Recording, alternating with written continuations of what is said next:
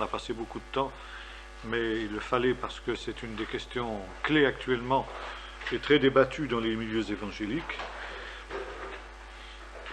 Et donc, nous constatons que le millénium se confond, en fin de compte, avec le royaume messianique.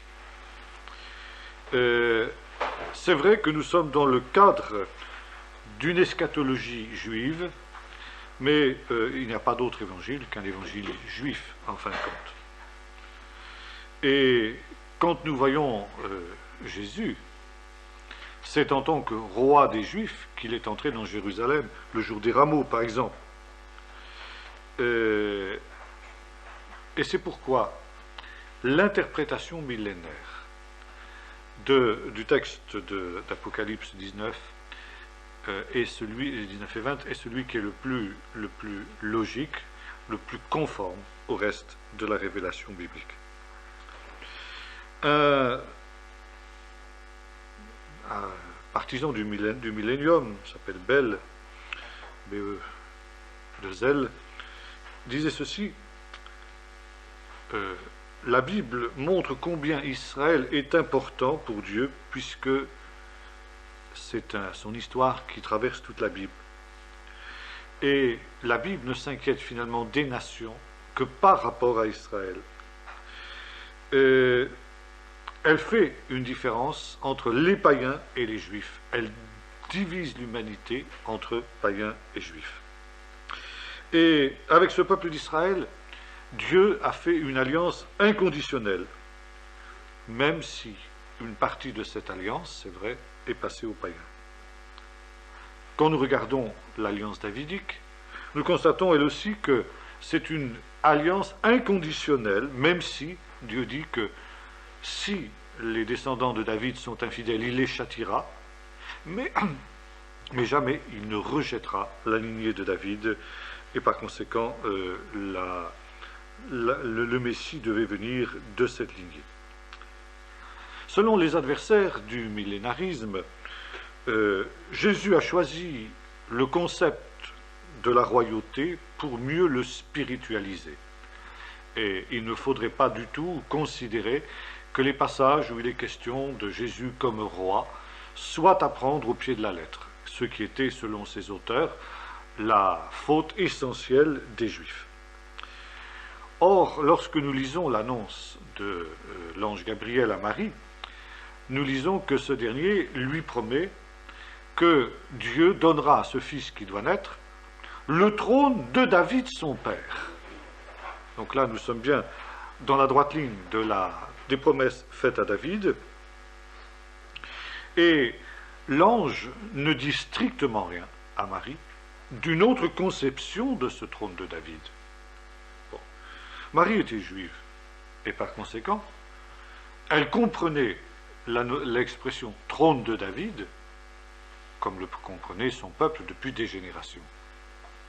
Si donc il s'était agi d'un autre sens, il y a là une ambiguïté fort regrettable, tout se passerait alors comme si l'ange, c'est-à-dire Dieu, avait voulu que Marie comprenne autre chose que ce qu'était le véritable sens du message qui lui était donné. C'est-à-dire que Dieu aurait voulu la tromper délibérément.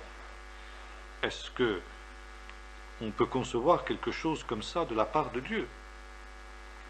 S'il y avait eu une autre idée, une autre notion que celle du trône messianique au sens fort du terme, alors l'ange aurait dû ajouter quelque chose. Le Seigneur Dieu lui donnera le trône de David son père, mais ce trône sera un trône spirituel, etc. L'ange ne dit strictement rien de ça, et dans son Magnificat, Marie montre que justement, elle a compris les promesses qui lui sont faites dans le sens classique, c'est-à-dire dans le sens d'une royauté tout à fait terrestre, tout en étant aussi, bien sûr, spirituelle. Cette royauté est liée, bien sûr, à la Nouvelle Alliance. Bon, Nouvelle Alliance, Jérémie 31. Il est intéressant de noter qu'en Romains 11, versets 26 et 27, Paul aussi cite cette Nouvelle Alliance, et ça c'est très intéressant, comme encore une alliance à venir de son temps. Voici, dit l'apôtre Paul, il cite textuellement le prophète, les jours viennent où je ferai avec la maison d'Israël et avec la maison de Juda une alliance nouvelle. Or, en principe, l'alliance nouvelle, elle a déjà eu lieu en Jésus.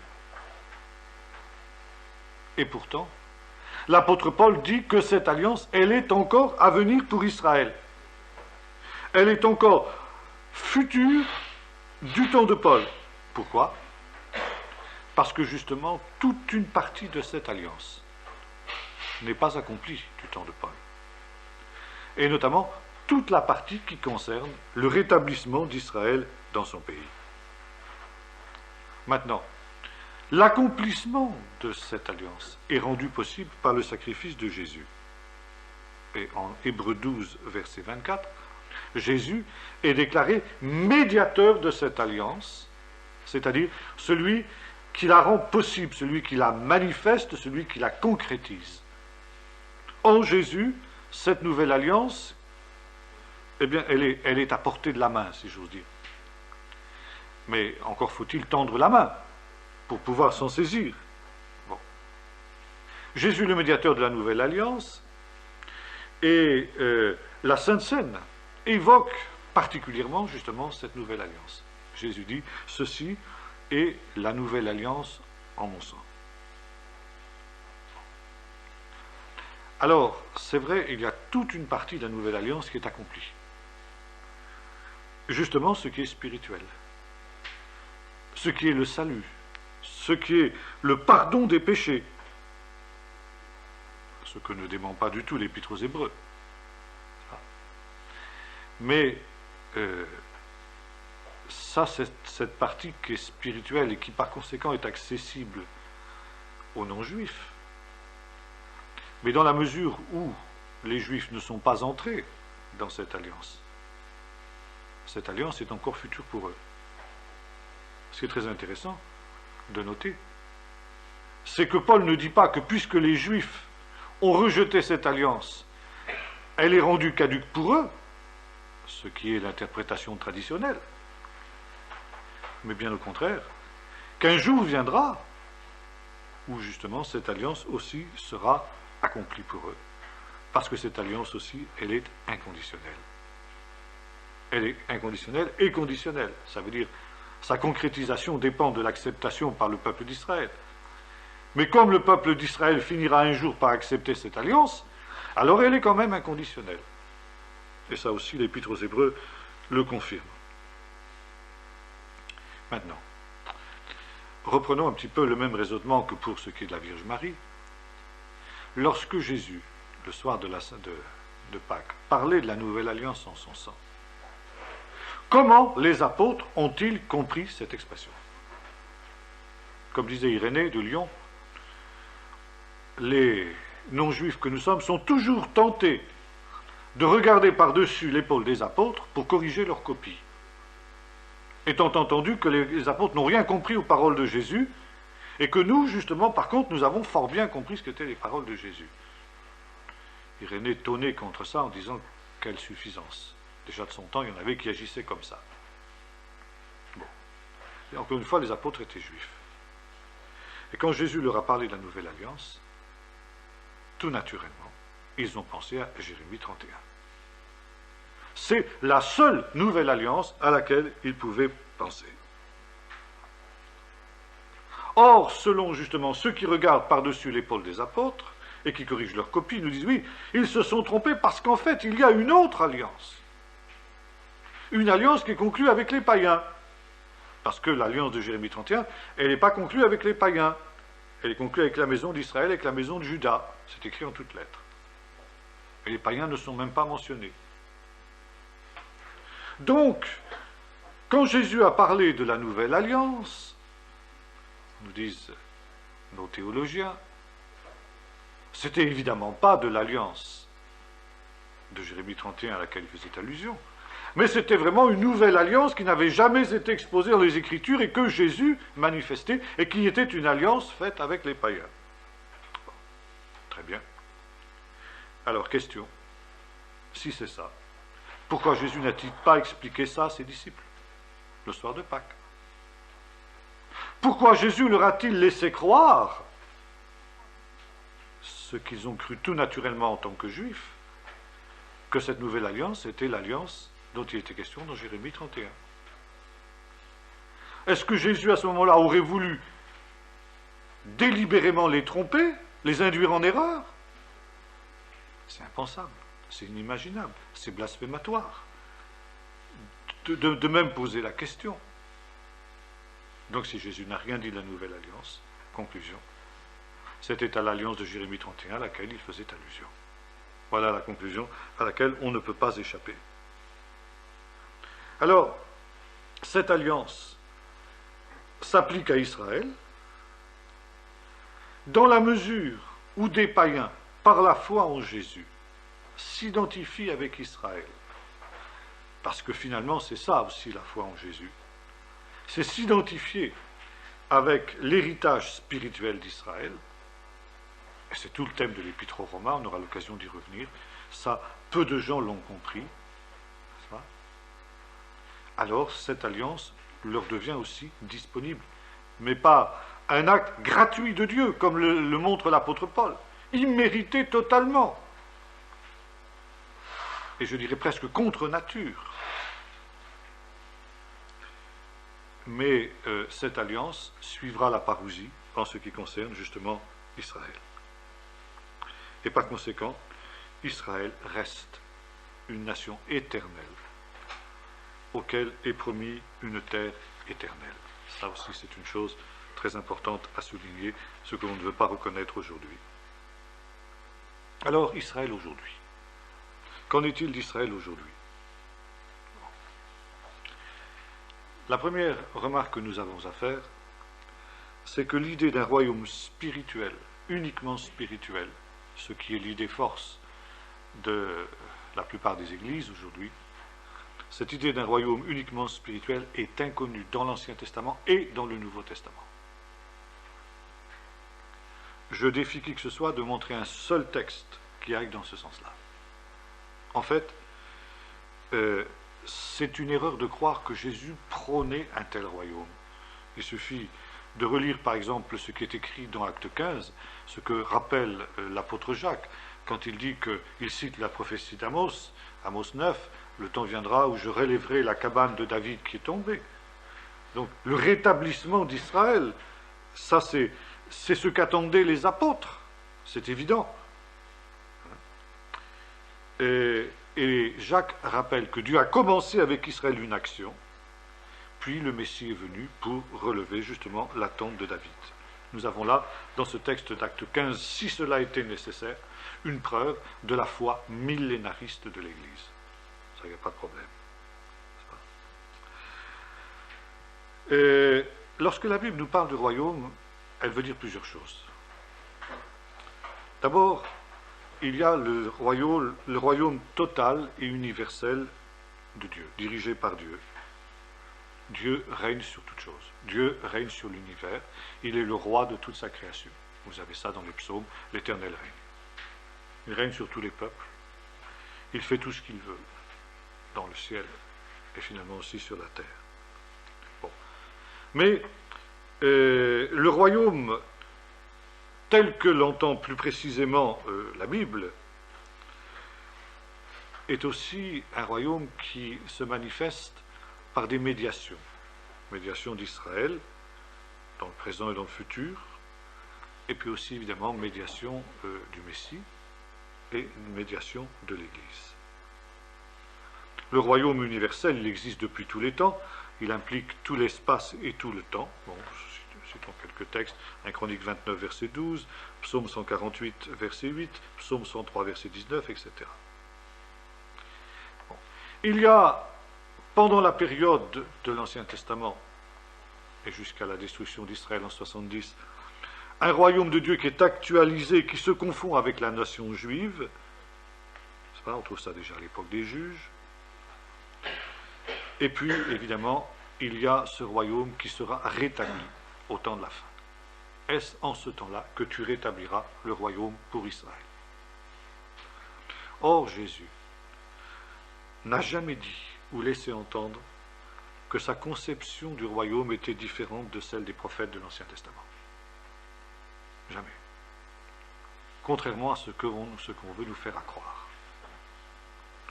Et là aussi, le fait que Jésus n'ait jamais cru devoir corriger, entre guillemets, une fausse conception du royaume qui était celle des apôtres, et notamment justement avant son ascension, quand les disciples lui demandent « Est-ce en ce temps-là que tu rétabliras le royaume pour Israël ?» Jésus ne corrige pas, et Jésus ne dit pas qu'il ne fera pas. Il dit simplement que ce n'est pas pour tout de suite, et que finalement ce n'est pas aux apôtres de connaître le temps où cet événement aura lieu, mais en parlant de la sorte, Jésus confirme qu'en son temps, au temps fixé par Dieu, de sa propre autorité, ce royaume sera bel et bien rétabli. Et ce que le Seigneur apportait quand il parlait du royaume était quelque chose de plus que une règle, que une soumission des cœurs au Seigneur. C'était ça aussi, c'est vrai, mais c'était bien plus que cela. Maintenant, le royaume a été rejeté par Israël, c'est vrai, par la génération de Jésus. La génération de Jésus est coupable, la génération des Juifs de l'époque de Jésus est coupable, ceux de Jérusalem en tout cas, de ne pas avoir accepté ce royaume. Elle est coupable de s'être solidarisée avec ses chefs, avec ses leaders qui ont condamné Jésus. Mais ça ne veut pas dire que les générations suivantes le sont obligatoirement. Et en tout cas, lorsque nous lisons l'Écriture, nous voyons d'une manière claire et certaine qu'il y aura un autre jour des rameaux, une autre entrée de Jésus dans Jérusalem, où le peuple tout entier dira « Béni soit celui qui vient au nom du Seigneur ». C'est ce que Jésus lui-même affirme dans ce jour des rameaux lui-même. Bon, autre point maintenant à éclaircir également, la relation entre Israël et l'Église. Bon, d'abord, il faut remarquer que l'Église est une réalité différente d'Israël. L'idée de Calvin sur laquelle il y aurait une Église dans l'Ancien Testament ne tient pas. L'Église, et c'est l'apôtre Paul lui-même qui nous le dit dans l'Épître aux Corinthiens, dans l'Épître aux Éphésiens, n'a jamais été révélée dans l'Ancien Testament. Elle est aussi différente du royaume, elle ne se confond pas avec lui, elle est à part du royaume. Et lorsqu'il est question dans l'Épître aux Hébreux, chapitre 12, des esprits des justes qui sont arrivés à la perfection, eh bien justement il s'agit là des saints de l'Ancien Testament qui sont arrivés dans la Jérusalem céleste, sans pour autant appartenir à l'Église. Il y a dans la Jérusalem céleste à venir les saints de l'Ancien Testament, l'Église de Jésus-Christ, et puis peut-être aussi ceux que le Seigneur, dans sa pure grâce, estimera nécessaire de sauver. Nous ne savons pas exactement. Et lorsque nous lisons Apocalypse 7 en particulier, il semble bien que la différence continue à exister même dans l'éternité, contrairement à ce que disent nos braves frères de Vaud, comme nous l'avons lu la dernière fois. Par conséquent, pour le Nouveau Testament, il est indéniable, indiscutable qu'Israël a un avenir. D'ailleurs, le fait même qu'Israël ait continué à exister dans son histoire, malgré son exil et malgré ses souffrances, montre bien que Dieu a un dessein pour son peuple. Et ce dessein n'est pas seulement d'être un témoignage de la vérité du christianisme par les humiliations d'Israël, comme l'avait cru saint Augustin, n'est-ce pas? Seulement le problème, c'est que depuis saint Augustin notamment, mais même avant, on ne peut pas supporter l'idée qu'Israël puisse avoir quelques privilèges que les non-juifs n'auraient pas. Et en fait, lorsque nous lisons l'Ancien Testament, nous rendons compte que la différence qu'il fait, que le Nouveau Testament fait en ce qui concerne Israël, c'est une différence entre ceux d'Israël qui croient en Jésus et ceux qui n'y croient pas.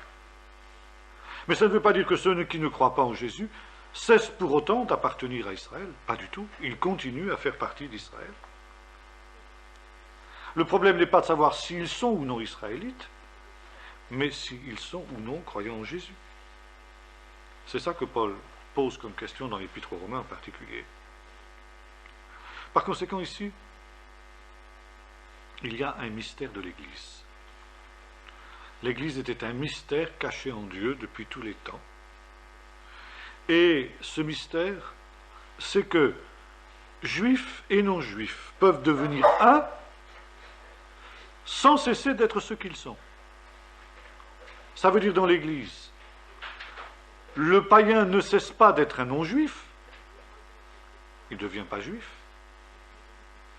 et le juif ne devient pas un païen, il ne cesse pas d'être juif.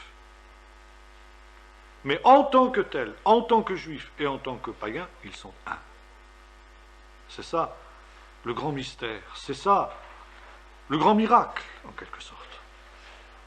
C'est que ces deux, que tout oppose, et qui pour devenir un devraient abandonner leur identité, ou du moins un des deux, ce qu'on exige aujourd'hui comme on exigeait à l'époque de la Bible, mais dans le sens inverse.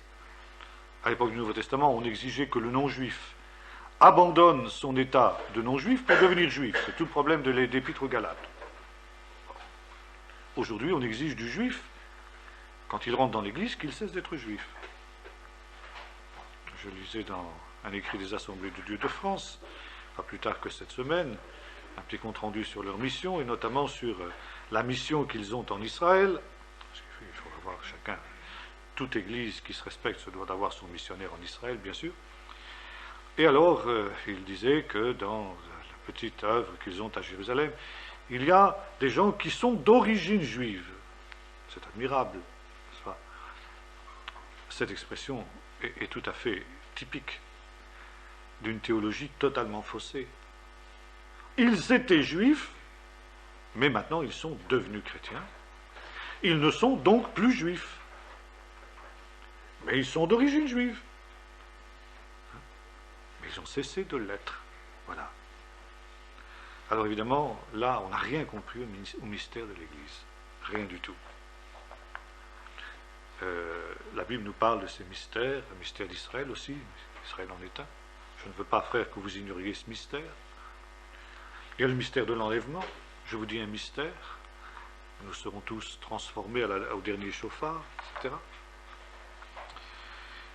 Alors, lorsque nous regardons le Nouveau Testament, qu'est-ce que nous constatons? Que l'Église, c'est le programme de Dieu, découplé d'Israël, découplé de celui qu'il avait pour Israël, pour que les goyim, les non-juifs, puissent avoir part aussi à l'héritage spirituel d'Israël. Parce que Jésus a été partiellement rejeté par son peuple. Dieu a changé ses plans envers Israël pour un temps. Et il appelle maintenant des païens à le suivre personnellement. Et là aussi, un des grands problèmes qui fausse la vision de l'Église et qui fausse la vision des relations entre Israël et l'Église, c'est le problème Église multitudiniste, Église de professants. Depuis Constantin, Augustin, Calvin, etc., l'Église, c'est une collectivité, c'est une entité. On entre dans l'Église par la naissance, comme on devenait israélite par la naissance. D'où le baptême des enfants. Par conséquent, l'Église est un peuple. On essaie dans l'Occident chrétien, on était chrétien. Comme aujourd'hui on est dans le monde musulman, on est musulman par la naissance. On dira, mais c'est vrai aussi d'Israël. Oui, c'est vrai d'Israël, mais c'était le plan de Dieu pour Israël. Car Israël est exclu, pardon, Israël est élu collectivement. Il est élu en tant que peuple. Et par conséquent, on entre en Israël par la naissance, par la circoncision le 8e jour. Mais l'Église, c'est différent. On entre dans l'Église par un choix personnel, par un appel personnel de Dieu. Et à partir du moment où c'est ainsi, on devient ces branches dont parle l'apôtre Paul, ces branches de l'olivier sauvage qui sont greffées sur l'olivier naturel d'Israël. Donc, il n'est pas question ici d'une substitution. L'Église ne se substitue pas à Israël, elle se greffe, et le mot est biblique lui-même, n'est-ce pas? Elle se greffe sur Israël, et elle subsiste sur le tronc d'Israël aussi longtemps que l'individu a la foi. L'individu qui cesse de persévérer dans la foi, nous dit l'apôtre Paul, est retranché, sans que cela n'enlève quoi que ce soit, d'ailleurs, à la réalité de l'Église. À aucun moment dans l'Église, personne, qu'il soit juif ou qu'il soit goy, qu'il soit païen, n'est soustrait, n'est séparé de son ancien substrat.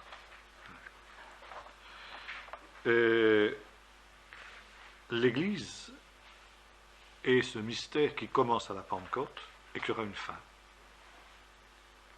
Cette fin, ce sera la parousie. Par conséquent, elle est, et là nos frères fondamentalistes ont raison de parler de parenthèse de l'Église, c'est vrai, elle est une parenthèse dans le plan de Dieu, une parenthèse de son amour et une parenthèse de sa grâce, une parenthèse très importante.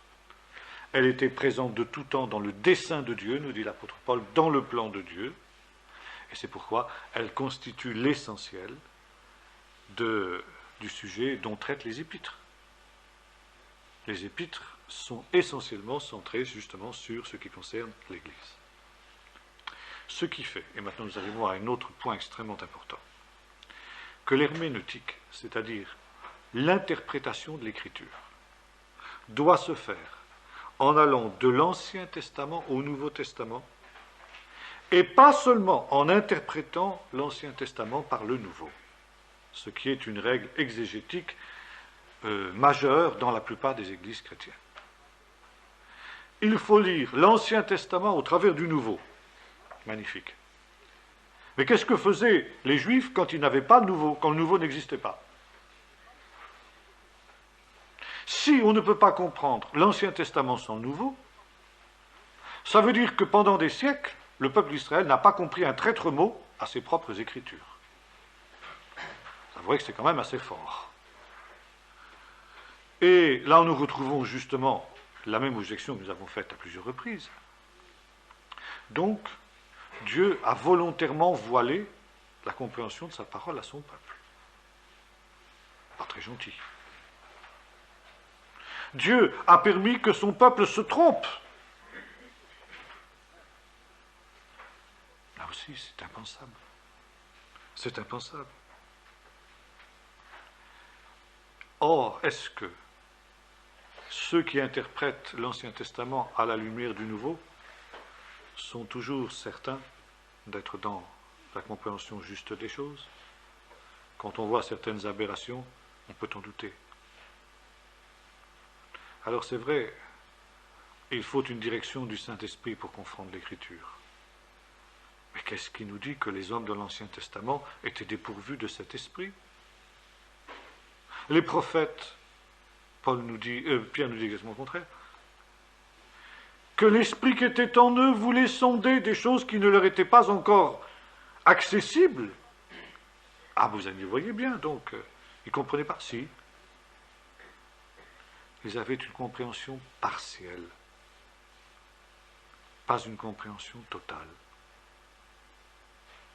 Gloire à Dieu, nous les chrétiens, nous avons une compréhension totale de l'Écriture. Nous avons le plein évangile. Désolé, 1 Corinthiens 13, nous connaissons en partie, nous aussi. Que voulez-vous? Nous connaissons en partie. Nous avons la plénitude de la révélation, mais nous connaissons en partie. Nous la comprenons en partie. Alors bon, les hommes de l'Ancien Testament comprenaient moins que nous, c'est vrai. Ça ne veut pas dire que nous comprenons tout, que nous avons le plein évangile. Alors ça nous amène d'abord à un peu d'humilité. Et ce qui est ici à comprendre, c'est qu'il y a une progression de la révélation. Et que l'Ancien Testament n'est pas contradictoire avec le Nouveau. C'est vrai, le Saint-Esprit nous conduit à comprendre ce qui est accompli et ce qui n'est pas accompli, sans que nous ayons à craindre des contradictions entre l'Ancien et le Nouveau Testament. C'est ça qui, justement, est la crainte majeure de ceux qui nous disent qu'il faut lire l'Ancien Testament par le Nouveau parce qu'ils ont peur qu'il y trouve des contradictions. Il n'y a pas de contradictions. C'est eux qui les inventent, les contradictions. Bien sûr, si on veut voir l'Église dans l'Ancien Testament, alors c'est vrai qu'on va trouver des contradictions entre l'Ancien et le Nouveau. Bien sûr, si on veut voir une théologie de la substitution, si on veut voir dans l'Ancien Testament que l'Église va remplacer un jour Israël, on aura du mal à le faire. Bon, on verra des contradictions. Là, il n'y en a pas. Mais justement, quand on lit sans préjugés, il n'y a pas de contradiction. Jamais le Nouveau Testament n'invalide ce qui est écrit dans l'Ancien. Jamais. Alors vous allez me dire, mais alors, les lois sur les sacrifices, etc. Oui, ben oui. Jamais le Nouveau Testament nous dit que c'était une mauvaise chose de faire ainsi. Il nous dit justement que c'était une révélation limitée. Et que maintenant c'est une révélation totale.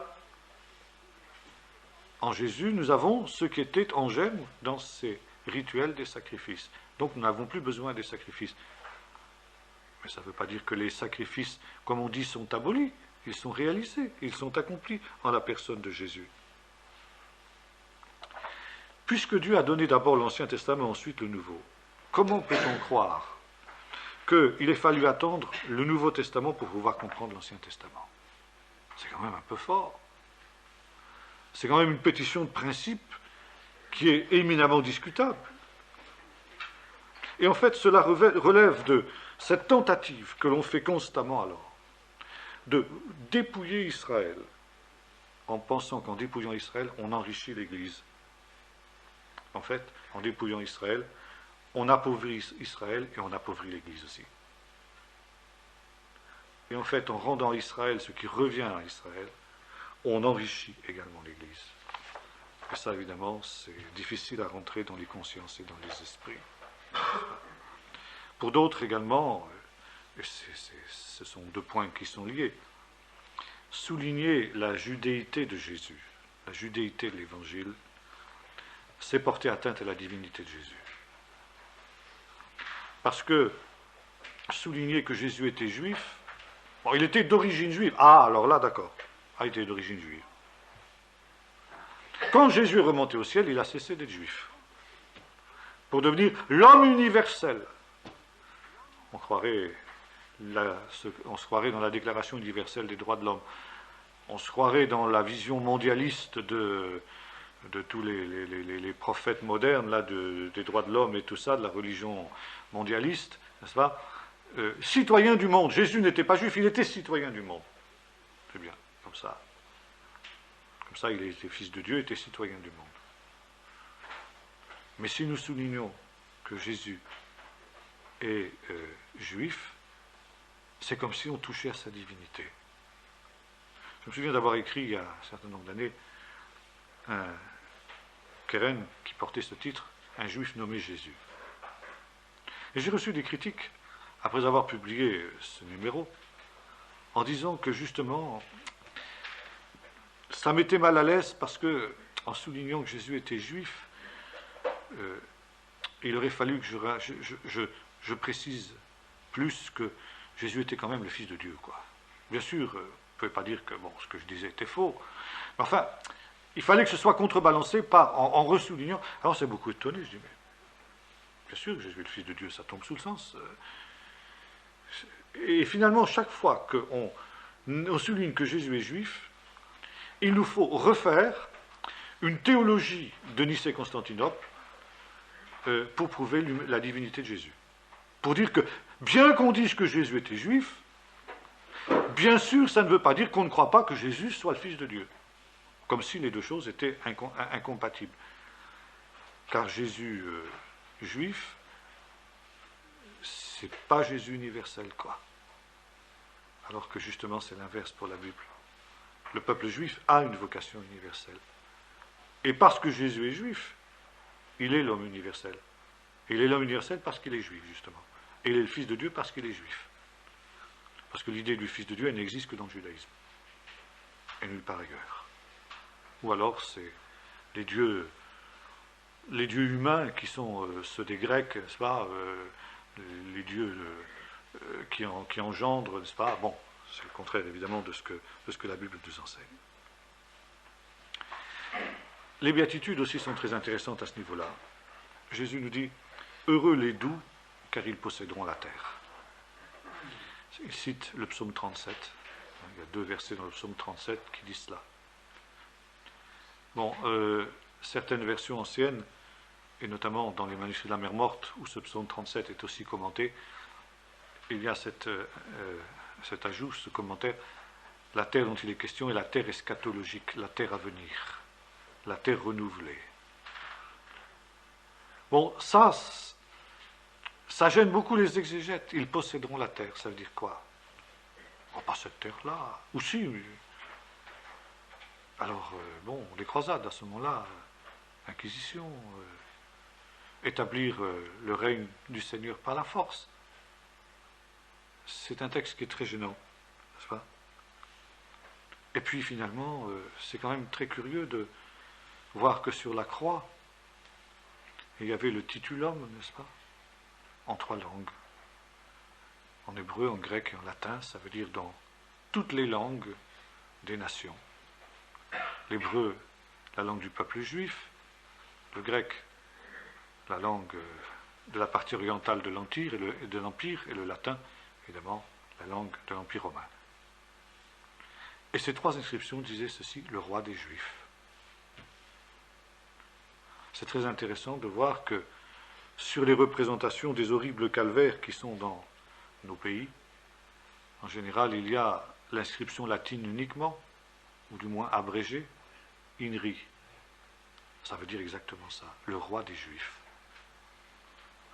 Évidemment, quand on s'offusque sur le fait que Jésus soit le roi des Juifs, il faudrait être conséquent quand même.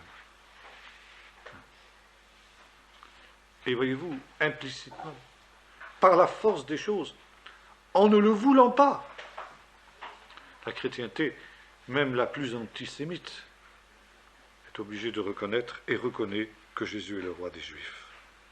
Qu'il est cette pierre qui se détache de la montagne et qui un jour détruira tous les royaumes de la terre, comme l'avait bien vu le père de l'Église Papias. Et que ce millénium n'est pas du tout le temps, comme pensait Augustin, où le Seigneur règne sur son Église. Alors, nous pouvons à partir de cela reprendre le déroulement des événements tels que la Bible les décrit, notamment dans le livre de l'Apocalypse. La parousie et l'enlèvement de l'Église. Bon. Combien de temps avant la parousie aura lieu l'enlèvement de l'Église, ça on ne le sait pas. Ça peut être des années, des mois, des jours, des heures, des minutes, ou même des secondes. Je ne sais pas. Ce que disait le professeur Flousser quand il disait déterminer le temps de la parousie, de l'enlèvement par rapport à la parousie, est la question la plus difficile qui soit pour l'étude du Nouveau Testament. Et c'est ainsi parce que Jésus l'a voulu comme ça, pour qu'on soit prêt à tout moment. Et c'est pourquoi quand les apôtres disaient « nous les vivants, nous serons enlevés », etc., ils n'avaient pas tort, même s'ils savaient, au demeurant, que la parousie n'aurait pas lieu tout de suite. Maintenant, l'enlèvement de l'Église sera précédé d'un autre événement, la résurrection des morts dans le Messie. Paul nous dit, les vivants ne devanceront pas ceux qui sont morts. Ceux qui sont morts auront un privilège sur les vivants, une priorité pour eux plutôt qu'un privilège, une priorité. C'est eux qui ressusciteront les premiers. Ce que l'Apocalypse, chapitre 20, appelle la première résurrection. Heureux ceux qui ont part à la première résurrection. La résurrection d'entre les morts. Ce ne sont pas tous les morts qui ressuscitent, mais les morts bienheureux. les morts dans le Seigneur. C'est tout ça, évidemment, c'est dans des temps extrêmement brefs. La résurrection des morts a lieu, et en un clin d'œil, en un atome de temps, dit le texte biblique très exactement, les vivants sont transformés. Et morts et vivants, ayant revêtu un corps glorifié, en un instant, en un clin d'œil, ce corps spirituel dont nous avons parlé la dernière fois, vont à la rencontre du Seigneur dans les airs. Le Seigneur qui descend, à ce moment-là, pour établir son règne sur la terre. Il y a donc, et ça c'est ce que les textes bibliques nous disent, n'est-ce pas, une réunion, une rencontre, n'est-ce pas, un rassemblement dans les airs entre le Seigneur et son Église glorifiée. Et tout cet ensemble revient alors sur la terre. Les pieds du Seigneur se posent sur le mont des Oliviers. Il vient, nous dit la Bible, et tous ses saints avec lui. Bon, les saints, ça peut être les anges, il y aura aussi des anges. Matthieu 25, il viendra dans la gloire avec tous ses anges, mais aussi justement avec son Église glorifiée. Il vient pour sauver Israël d'abord, qui est sur le point de succomber devant la grande attaque des nations, qui a eu lieu et qui a pour but de détruire Israël définitivement, psaume 2, et qui est menée par l'Antéchrist, la bête et le faux prophète. Et lorsque le Seigneur vient sur le mont des Oliviers, c'est la destruction, la défaite totale des armées des nations. Au dernier moment, alors qu'Israël allait succomber, la bête et le faux prophète, l'Antichrist et le faux prophète, sont déjà jetés vivants dans les temps de feu et de soufre qu'est la seconde mort. Quant à Satan, il est lié, nous est-il dit, pendant les 1000 ans, pour qu'il ne séduise pas les nations, pour qu'il ne séduise plus les nations.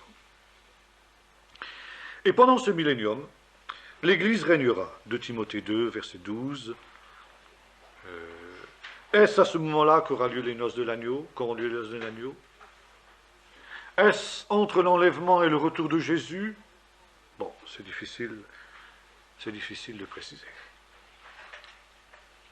Tout Israël, évidemment, quand il verra le Seigneur dans sa gloire revenir, se tournera vers lui. Ce sera donc l'illumination d'Israël, la réintégration d'Israël sur son propre olivier et l'accomplissement du dessein de Dieu pour Israël, l'accomplissement de la nouvelle alliance dont nous avons parlé. Les exilés d'Israël, les derniers exilés d'Israël, notamment les 12 tribus, seront rassemblés dans le pays promis. Il y a 2 rassemblements quand on lit les prophéties, n'est-ce pas? Il y a un rassemblement qui précède la venue de Jésus en gloire, celui que nous vivons, les ossements desséchés d'Ézéchiel 37. Et puis quand nous lisons Zacharie et d'autres textes, nous voyons qu'après la parousie, après le retour de Jésus, n'est-ce pas, les derniers exilés, notamment ceux des 10 tribus, sont rassemblés dans un pays d'Israël considérablement étendu qui va de l'Euphrate au Nil. Les Arabes ont quelques raisons de s'inquiéter, n'est-ce pas, même si ce n'est pas dans les plans de l'Israël actuel, n'est-ce pas, et donc tous ces millions de gens, n'est-ce pas, seront rassemblés dans cet immense pays qui, alors, eh bien, sera la Terre Sainte dans son ensemble.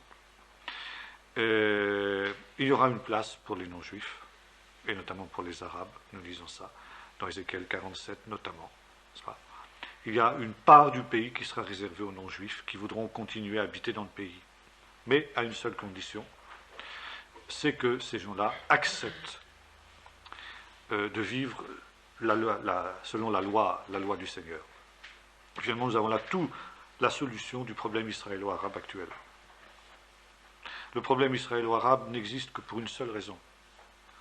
Parce que les Arabes ne veulent pas se soumettre à la loi d'Israël. Ils veulent vivre sous leur charia, sous leur propre loi musulmane.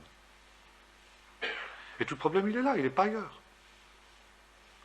Le jour où les Arabes seraient prêts à accepter même la loi laïque d'Israël, une des plus libérales qui soit au monde, rien ne les empêcherait de vivre dans les limites de l'État d'Israël. Qu'est-ce qui les en empêche? Simplement le refus d'accepter l'autorité, la souveraineté et par conséquent la loi d'Israël. Eh bien, s'ils veulent continuer à habiter dans le pays, nous dit Ézéchiel, un jour ils devront accepter ça. Ou bien alors, bien, ils iront ailleurs. N'est-ce pas? Et c'est exactement ce que nous pouvons dire, nous aussi en tant que chrétiens, comme je dis, mais alors les Arabes, la Bible a prévu. La Bible a prévu déjà depuis longtemps. Ézéchiel 27, verset 6. Pendant le millénium, Israël, revenu au Seigneur, sera un témoin exemplaire pour toutes les nations. Ayant vécu parmi toutes les nations, il connaîtra comment se faire tout à tous. Les Juifs français iront vers les Français parce qu'ils connaîtront bien la mentalité des Français. Les Juifs américains iront vers les Américains, les Juifs russes vers les Juifs russes, etc. etc. Il y aura ici, donc, ces rachetés parmi les nations iront proclamer sa gloire, Ésaïe 46, verset 3. Ésaïe 60, des rois marcheront à sa lumière et des peuples à la clarté de ses rayons. Les nations se concerteront et monteront à Jérusalem pour y être enseignées dans les lois de Dieu. Ésaïe 2, Michée 4, toutes les nations monteront à Jérusalem, car de Sion sortira la Torah, et la terre sera remplie de la connaissance de l'Éternel. Il y aura des ombres, pourtant encore au millénium. Le péché sera encore possible. Le pécheur qui mourra à 100 ans sera considéré comme mourant jeune. La mort, bien que intervenant beaucoup plus tard, puisque les jours de mon peuple seront comme ceux de l'arbre, c'est-à-dire comme à l'époque antédiluvienne, la durée de la vie humaine approchera le millénaire, tant et si bien que il y aura une contrainte. Satan, bien qu'il y ait, la nature charnelle de l'homme sera encore là. Il y aura encore une fois possibilité de pécher, non pas sous la tentation de l'adversaire, mais amorcée par sa propre convoitise, comme le dit l'apôtre Jacques. Et c'est pourquoi le Seigneur régnera avec une verge de fer. Ce sera la théocratie. Cette théocratie que redoutent notamment justement les nations aujourd'hui. Voilà. Et puis évidemment, au bout des 1000 ans, Satan est relâché pour un peu de temps. Satan est lié au moment de la première résurrection et il est relâché au bout des 1000 ans. Pourquoi? Eh bien, pour une bonne et simple raison. C'est que ceux qui sont nés pendant le millénium auront sur ceux qui sont nés avant un extraordinaire privilège. Ils n'auront jamais connu expérimentalement ce qu'est la tentation démoniaque. Donc, le salut sera une évidence pour eux. Ce ne sera pas une lutte, ce ne sera pas un combat. La sanctification ne sera pas un combat, comme c'est le cas pour nous. Ils ne sauront pas ce que c'est que la souffrance, ils ne sauront pas ce que c'est que la maladie, ils ne sauront pas ce que c'est que la guerre, etc. Alors, être sauvé pendant le millénium, il n'y a rien de plus simple que ça. Et justement, pour donner à tous les hommes, si j'ose dire, l'égalité des chances, si je peux me permettre cette expression, à la fin du millénium, Dieu permet que Satan soit relâché pour un peu de temps, pour que tous les hommes puissent être tentés. Et alors, chose extraordinaire, qui nous étonne, qui nous bouleverse, qui nous laisse sans voix, cette humanité, qui a vécu un millénaire d'âge d'or, un millénaire paradisiaque, est encore prêt, malgré ça, malgré ce qu'il a vu, à prêter l'oreille, dans sa grande majorité, à la voix de Satan. Et c'est à nouveau le même scénario que celui qui avait eu 1000 ans plus tôt. Les forces du mal, Gog et Magog, dans la tradition juive, animé par Satan, monte sur le camp des saints, la ville bien-aimée, Jérusalem. Et Zacharie 14 recommence. Et cette fois-ci, c'est la fin de la terre telle qu'elle est. Le feu descend du ciel et les consume, c'est la fin. Et alors va avoir lieu le jugement dernier. Là, tous les morts, cette fois-ci, ressuscitent. Notamment tous ceux qui ne sont pas ressuscités pendant la première résurrection. Et ces gens-là sont jugés selon leurs œuvres. Tout est écrit dans les livres et ils sont jugés selon les œuvres. Et ceux qui ne sont pas écrits dans le livre de vie sont jetés dans les temps de feu et de soufre, qui est la seconde mort. Nous avons l'occasion de voir de quoi il retourne par cette expression. Quant à Satan, c'est la fin de Satan. Satan, à son tour, est jeté vivant dans les temps de feu et de soufre, où sont déjà la bête et le faux prophète depuis 1000 ans, et il va les rejoindre, n'est-ce pas, cette fois-ci pour l'éternité. Alors va commencer l'éternité, ce que la Bible appelle Haolam Abba, le monde qui vient, n'est-ce pas, et qui est la manifestation d'une terre nouvelle et d'un ciel nouveau. Une création nouvelle. Et un monde dans lequel ces rachetés ressuscités vont pouvoir vivre une vie entièrement nouvelle, sans aucune commune mesure avec ce que nous vivons actuellement sur cette terre, bien que il y ait une relation. C'est très intéressant. On aura l'occasion de revoir cette notion de ce qu'on appelle, les théologiens appellent la récapitulation. Vous avez ça dans Colossiens. Il est écrit que Dieu a choisi de tout récapituler dans le Messie, les choses qui sont sur la terre et les choses qui sont dans le ciel. La Bible commence dans un jardin d'Éden. Ça veut dire dans un environnement qui est entièrement naturel, dans lequel la main de l'homme n'est intervenue en rien. Et elle se termine non pas dans un jardin comme dans l'islam, mais dans une ville. La Nouvelle Jérusalem. Or, la ville, dans la parole de Dieu, ce n'est pas quelque chose de positif. D'ailleurs, le mot « ir » en hébreu, ça vient de la racine « maudire ». La ville, pour la Bible, c'est un lieu maudit. Et pourtant, le monde de la fin, c'est une ville. Et pas n'importe quelle ville. C'est Jérusalem. C'est-à-dire la nouvelle Jérusalem.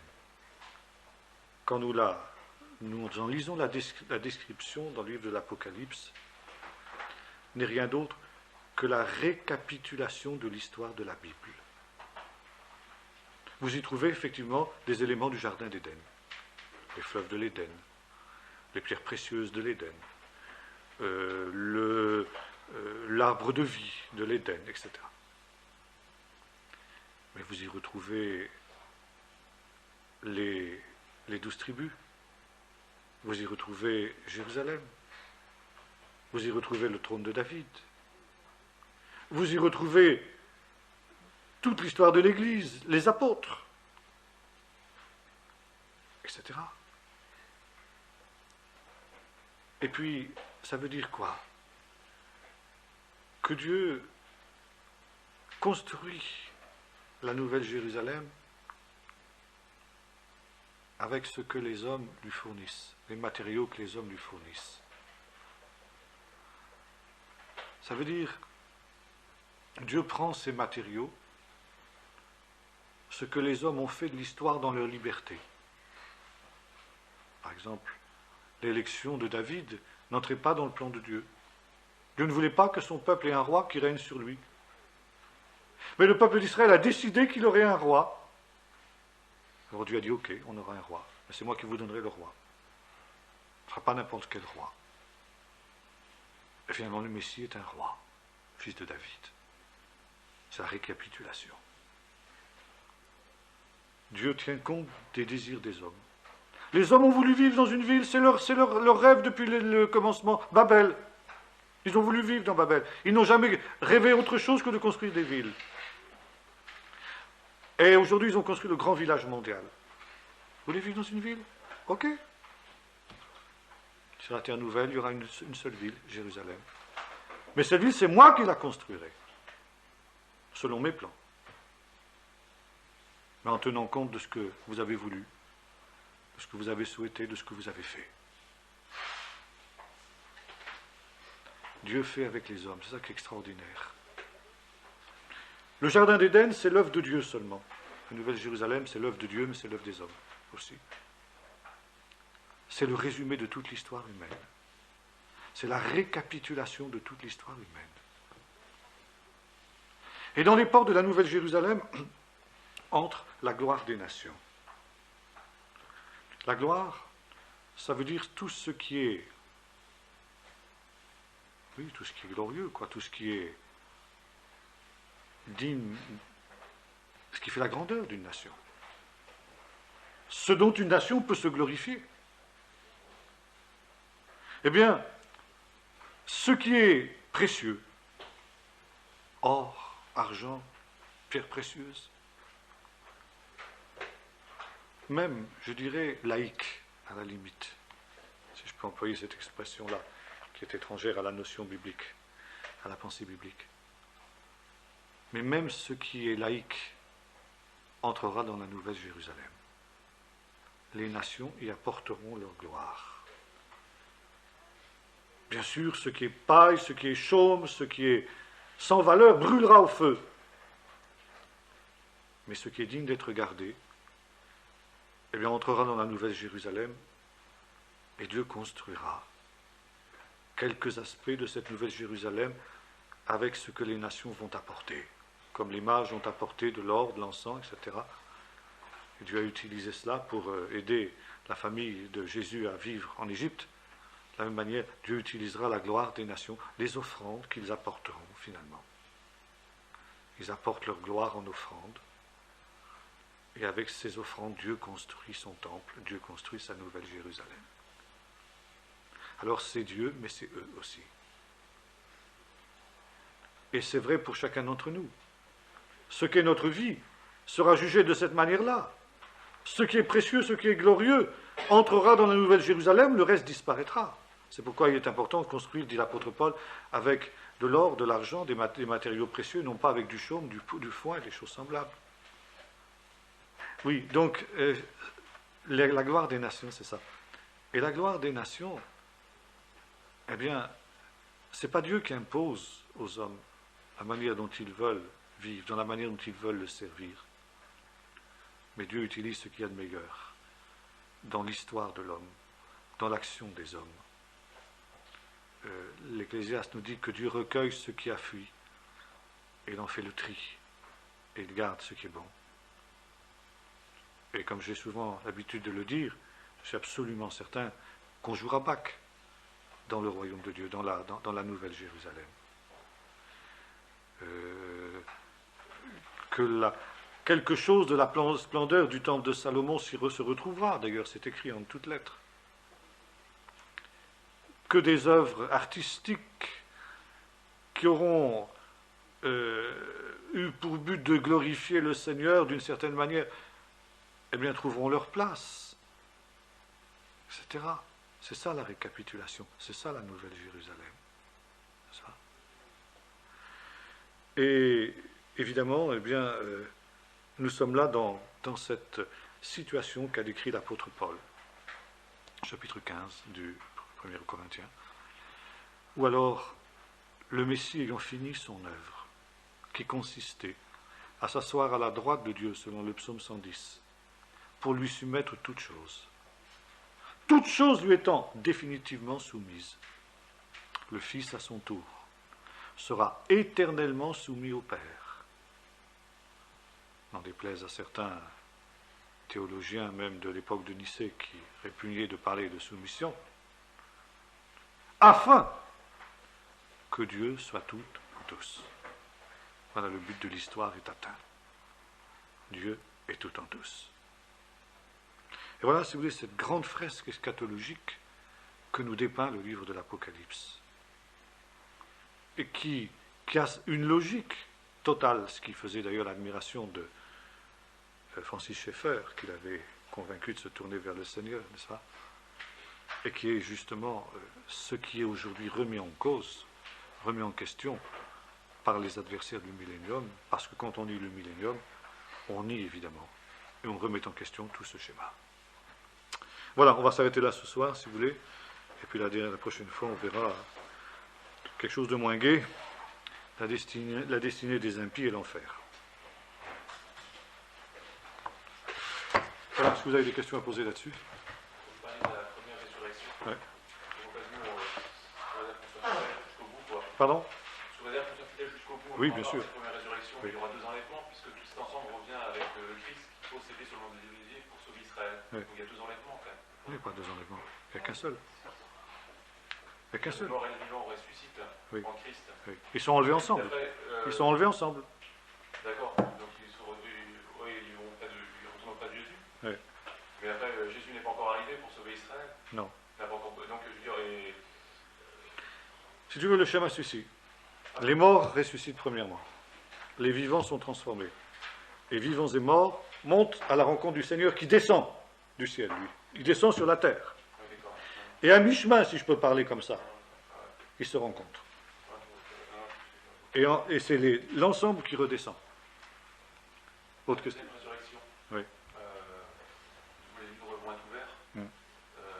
Mais là, plus personne peut être sauvé. Quoi. Je veux dire, ceux qui ont part de la deuxième résurrection. C'est une condamnation, quoi. Non, ça ne semble pas quand même. On ne peut pas être absolu à ce point-là, je ne crois pas. Si nous n'avons pas aussi la première résurrection, est-ce qu'on comparaîtra devant le jugement dernier, quoi? Non. Ceux qui ont eu part à la première résurrection, tu lis ça, c'est écrit noir sur blanc, c'est fini, ils ne sont pas jugés, ils ne participent pas au jugement dernier. Et alors pour ceux qui n'ont pas la deuxième résurrection, c'est une condamnation ou alors ils ont encore une grâce? Il y a, selon leurs œuvres, ils sont jugés selon leurs œuvres. Certains, à cause des œuvres qu'ils ont faites, Jésus nous dit ça, celui qui aura donné un verre d'eau à mon disciple, il ne perdra pas sa récompense, quoi. Hein. Ils ne sont pas sauvés par la foi, mais par les œuvres. Ben oui, ils vont être sauvés par les œuvres. Ceux qui ont vécu en millénium. Ah non, ceux qui n'auront pas eu l'occasion notamment d'entendre la parole de Dieu. Enfin, comme disait le Sadou. Sadou disait une chose importante. Il dit, bon, il était venu en Europe et il avait vu les soi-disant chrétiens qui vivaient dans le matérialisme. Il a été écœuré. Il a dit, je ne reviendrai plus jamais en Europe. Et il a dit, moi j'avais une mère, il avait beaucoup de respect pour sa mère, il dit, qui était une sainte femme. Elle ne connaissait pas Jésus. Elle avait une connaissance très limitée des choses de Dieu, mais c'était une femme qui vivait dans la pureté, dans la sainteté, etc., dans les bonnes œuvres et tout, extraordinaire. Elle vivait un standard qui est infiniment plus proche du standard de l'Évangile que celui de nombreux chrétiens en Occident, disait-il. La seule chose, c'est qu'elle ne connaissait pas Jésus, elle ne croyait pas en Jésus parce qu'elle ne le connaissait pas. Et vous croyez que ces chrétiens, disait-il, qui vivent une vie de matérialisme, qui vivent une vie comment dirais-je, loin des choses de Dieu, et qui disent simplement je crois en Jésus, etc., j'ai été baptisé comme si, j'ai été sauvé tel jour, etc., seraient sauvés, et que ma mère, qui vivait infiniment, beaucoup plus authentiquement l'évangile que ces gens-là faisaient, serait perdue simplement parce qu'elle n'avait jamais entendu, elle n'avait jamais eu la grâce, elle n'avait jamais eu le privilège d'entendre l'évangile. Il y a une certaine logique dans ce qu'il dit. Et c'est là qu'on a ta réponse. Ben, qu'est-ce que tu veux? Des gens qui, par leur vie, par leurs actes, par leurs œuvres, ont montré que, si tu veux, c'était des gens qui, s'ils avaient eu l'occasion d'entendre parler de Jésus, ces gens-là se seraient convertis. Donc Dieu en tiendra compte. Tu vois? Dieu en tiendra compte. Et est-ce que les juifs pieux sont dans le... Ah oui, je crois que ça... Ah oui, ils sont entre eux. Qui ont quand même des vies... Ah, je pense que le Seigneur tiendra compte de choses comme ça, certainement, oui, certainement. Vous savez, nous, les évangéliques, on est trop prompt à envoyer les gens en enfer. Tu crois pas, allez, hop, dégage. Bon, c'est vrai que la parole de Dieu, nous allons voir ça la prochaine fois quand on va parler de l'enfer, la parole de Dieu nous met en garde. Hein. Quelqu'un qui a entendu et qui délibérément rejette, ça c'est quelque chose d'extrêmement grave. Mais le Seigneur tient compte d'une foule de choses. Le Seigneur tient compte des temps d'ignorance. Le Seigneur tient compte heureusement. Hein.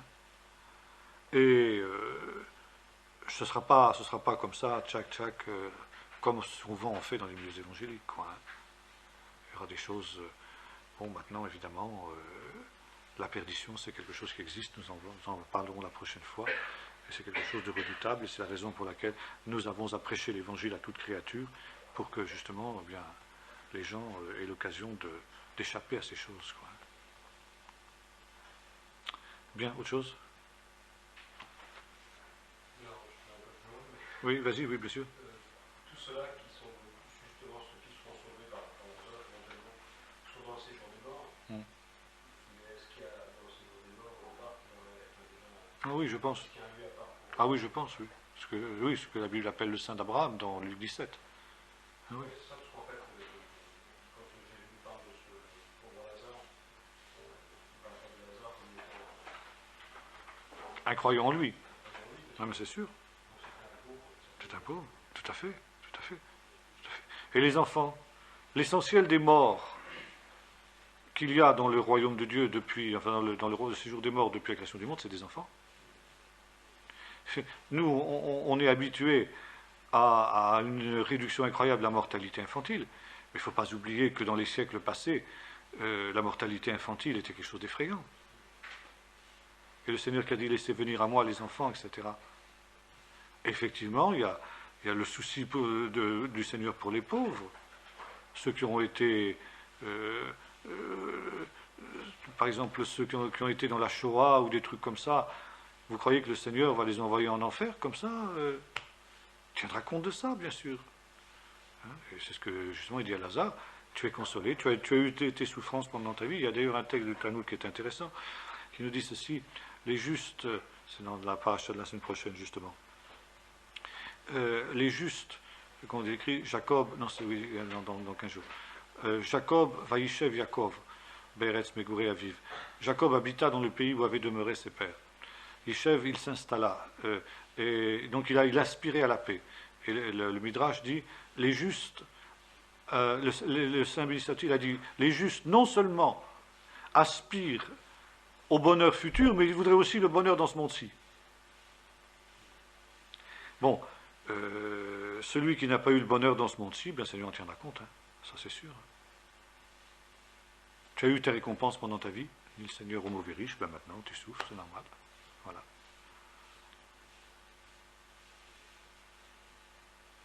Et ce d'autant justement que celui qui souffre, ça c'est un des constants de l'Évangile,